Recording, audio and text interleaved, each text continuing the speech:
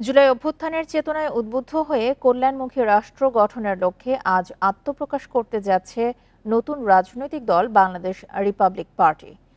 বৈষম্যহীন দেশ গড়ার লক্ষ্যেই এই দলের যাত্রা বলে জানান নেতারা। বৃহস্পতিবার বারিধারায় দলটির আত্মপ্রকাশ নিয়ে সংবাদ সম্মেলনে এই ঘোষণা দেন দলের আহ্বায়ক অবসরপ্রাপ্ত লেফটেন্যান্ট কমান্ডার মেহেদী হাসান।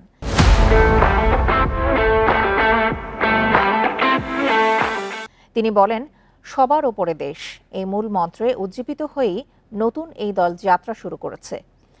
এ সময় একটি সুবিচার ভিত্তিক বৈষম্যহীন বাংলাদেশ গড়তে আপামর জনসাধারণের স্বতঃস্ফূর্ত অংশগ্রহণ কামনা করেন তিনি। অনুষ্ঠানে দলটির প্রধান উপদেষ্টা সেলিম প্রধান, অবসরপ্রাপ্ত মেজর রাকিবুল হাসান সহ আরও অনেকেই উপস্থিত ছিলেন। আজ বিকেলে শহীদ মিনারে বড় শোডাউনের মাধ্যমে দলের আত্মপ্রকাশ করার কথা জানানো হয় সংবাদ সম্মেলনে।